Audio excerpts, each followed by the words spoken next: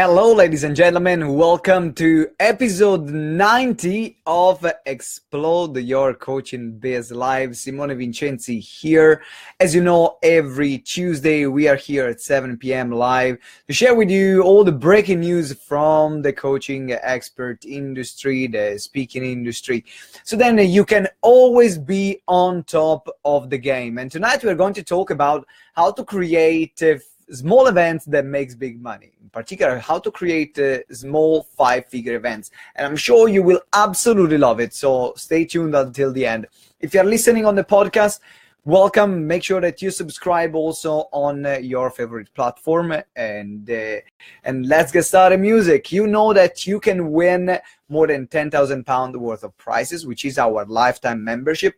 To win our lifetime membership, you have to do 3 things. 1, you have to like. 2, you have to comment. And 3, you have to share this post. The comment that I want you to put is whoop, whoop, right? Whoop, whoop, there in the comments. Fabulous.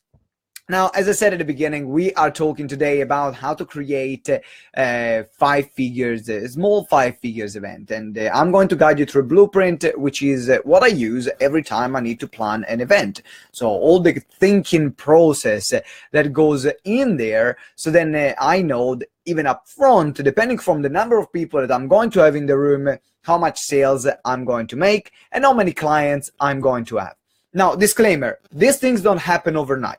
I did more than 800 events, right? So I know what I'm doing. If you're starting your very first event, there are chances that you can make 5 figures your first event. There are chances that you will not reach that level. But however, just thinking in this way will help you get closer to your goal. However, if you've been running events for a while, by applying what I'm going to teach you tonight, you are going to crush it, and I can guarantee that. So there are 6 steps to this blueprint that I want to share with you, and this came about because I needed more structure to create these events. In particular, because as you know, I'm not usually a very structured person. That's not me at all. However, you know, this is what I need the most. I needed to channel this energy. I needed to channel this creative genius into a structure that could help me to get results time and time again. And that's how the blueprint came out. And the blueprint started with the first step, which is planning. Now, I cannot tell you how many times I screwed up an event just because I didn't plan. And definitely my business partner can tell you the same. My team can tell you the same. Everyone can tell you the same. It's just because we decide as speakers, let's go and create an event. And we don't plan it. We don't have a clue about what we are doing. And we say, okay, let's create an event.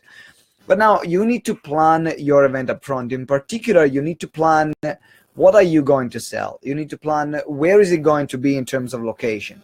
You need to plan what is the experience. This is what I want you to really start thinking about. I want you to plan to think about what is the experience that your people are going to, the attendees are going to go through. Because, you know, if you don't think about their experience, then it will not work. Big events are you can make more sales even if the experience is not that great, just because there are more people in the room. That's a fact. However, when you're running a small event, is the experience that sells your credibility, that sells how great you are, is how you make those people feel that are in the room. In fact, every time we run an event, we are thinking, how can we create something that people love? How can we create something that gives people result there and then while they are at the event?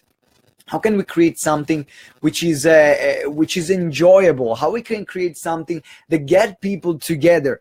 And these are all the things that we think about even before running the event. And as I said, the reason why it's important is because now that you know what you're going to deliver, you know how you're going to deliver, then you will be much more likely to be successful.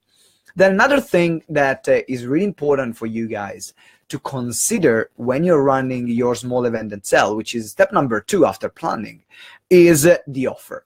what is that you're going to offer. Now, the offer needs to be done in a certain way, because as I said, if you're running a large event, it's much more expensive, of course, but you have more people in the room. Therefore, you have more potential clients. Therefore, the more people will buy.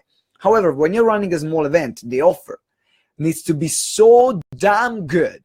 It needs to be so damn juicy. It needs to be so good that people will say, you know what? This is freaking awesome. I need to get this right now. I cannot wait anymore, because this is what I needed. This is what I've been looking for such a long time. And that's why this is crucial. This part is crucial. Understanding how to create an offer that gets people to buy. And the number one thing you can do right now, if you want to craft that offer, go to your target market and give them a survey and ask them one simple question. What is one thing that if you could buy right now, one service that I could deliver you, could solve all your frustrations? Now, if you answer that question, and if you can actually deliver on what they say, you are onto a winner. You know that whatever you're going to create is something that actually people want, is something that actually people will buy. That's why this is so powerful. And then the other thing that you want to consider when you're creating an offer that sells is not to do like everyone else is doing. Now, if you're looking at what are the other people selling, that's why knowing your market is crucial here. When you're knowing what other people are selling, then you can say, well, how can I make this offer that they're already doing better? In particular, if you're looking at the big gurus, the people that are making a lot of money, definitely they have great offers there.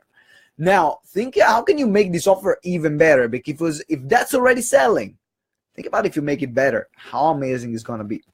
So that's step number 2, the offer. So after you plan and you create the offer, then step number 3 is your marketing strategy. A lot of people, what they do, and this has been my biggest mistake, and I need to catch myself many times for this. I leave the marketing too late, and many people leave the marketing too late. Now, when you have a larger list, then it is much easier filling up an event. Now, even when you want to fill an event, it's pretty easy for filling it with 20, 30, 40, 50 people, because we have the database. But before, it was such a struggle. Even getting 10 people in the room, man, it required months of work. So how do we create this marketing strategy? Well, there are a few things that there is one thing, like I can give you one tip for this marketing strategy that will be the best one of all the other things. Now, the other things are important, but this is the one that will give you the biggest result. Speak at other events. Speak at other events, because there is nothing that will connect you so much with the audience that will make someone have a decision to say, hey, I've seen you already. I want to go to your workshop. I want to go to your own events. So instead of looking at how can I do Facebook ads, can I do webinars, can I do this, can I do that, go and find other speaking gigs where you can share. In fact, right now, as soon as I finish this live, I'm running a webinar where I will teach this 6-step plan, and I'm going to teach also 15 ways that you can use to get speaking gigs. And that's what I do to fill my events. I go out there, I speak, and then I invite people at my events. That's the easiest thing you can do. And then we are looking at the fourth pillar, which is your pitch. Now, if your pitch sucks, whether it's a large event or a small event, no one is going to buy, right? So you want your pitch to be so good that people enjoy listening to you, that people want to buy from you, that people will be magnetized by you. I don't even know if magnetize is a term or it can be used in this situation, but this is the kind of thing that you want to create. The pitch needs to be really good, and in order for a pitch to be really good, there is one thing I need you to do. Well, you have here in the Facebook Live and also in the podcast notes, you will have the Selling from the Stage Ultimate Checklist, which is the checklist I've created to help you selling from the stage. So look at these steps. I'm not going to talk about them now. They're all there in the checklist, so you can download it right now. And the other thing is to rehearse it, because once you have the checklist and once you know the points and once you do it, the worst thing you can do is wing it. Oh yeah, I know it. I know what I'm going to say. If you wing it, you're not going to make any sales. I promise you. If you wing it, you're not going to make any sale. You got to rehearse it and practice it and practice it and practice it every single day, every single time, at least 100 times. Why? Because then when you're on the stage, instead of being focused on, oh, what kind of words am I going to say right now, you're going to be focused on the audience. You're going to be more reactive to what they're going to say. You will have the freedom of mind to crack a joke, or to be funny, or to be, to create an emotional story, to create a great connection with them, instead of thinking, oh, what am I going to say right now? Because guess what? They are going to notice that. They are going to see that. Then we have the other thing that is really important, which is step number 5, which is the follow-up. Now, you cannot imagine how many people don't follow. They do an event and then they don't send even an email to thank the attendees, or they don't even send an invitation to jump on a call with the other attendees. These are all sales that are missed. If you don't have a strong follow-up, there are a few things that you can do. If you don't have a strong follow-up, you will literally cut down in sales. There are some things that you can do here. You can create a webinar, for example. A webinar from people that attended the event and they didn't buy. You create a webinar for them. And for the people that registered but they didn't attend, you offer them a phone call or a consultation. You invite them to another training or another event. You invite them, I don't know, out for lunch, for a coffee. There are so many things that you can do, because now the small event is based on relationship. So now that you got 10, 15 people in the room, after you deliver a great experience and great value, they are all going to love you. And then because they're all going to love you, then they will want to spend more time with you if you offer that time. And there might be that the moment there where they are going to buy from you if they didn't buy yet at the event. And then the other thing is, after the follow-up, is building your authority, which is I'll leave it last, but is one of the most important things, because you want to be able to have a strong authority in your industry, or to show other people that you are the expert. But you are not the expert, not just because you say that I'm the expert in X, Y, and Z, but because other people say that are the expert in X, Y, and Z. That's where you want to create testimonials. You want to find media coverage, PR. You want to go on magazines, publication, interviewed by other experts in their podcast. So that's the part of you building your expertise. And why is this part of the event planning? Because then people are going to see, while they're attending to come to this event, they're going to see that you are someone active. People are going to see that you are the real deal. So that's why it's crucial to build your authority. All right, guys, let me recap. And let me recap here. These are the 6 steps of the blueprint, of the 5-figure small event blueprint.